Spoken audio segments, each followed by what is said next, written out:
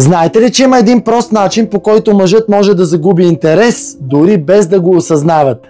Нещо, което започва с малка промяна, а после превръща вълнението в навик. Първо той е запален, преследва и показва интерес. Но когато жената започне да дава всичко твърде бързо, винаги да бъде на разположение, да прави повече отколкото получава, балансът изчезва. Той вече не усеща предизвикателство, защото всичко реално му е поднесено на готово. И точно в този момент, скъпи дами, интересът му постепенно започва да угасва. И така, скъпи дами, вместо да му давате всичко от раз, оставете време и пространство, за да може да има той достатъчно време наистина да инвестира в вас.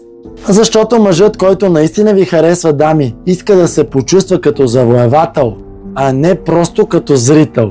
Последвайте ме, абонирайте се за канала и станете част от първата единствена система за дълбока женска трансформация. Линк към сайта ще намерите в описанието на профила в Instagram, TikTok, Facebook и YouTube.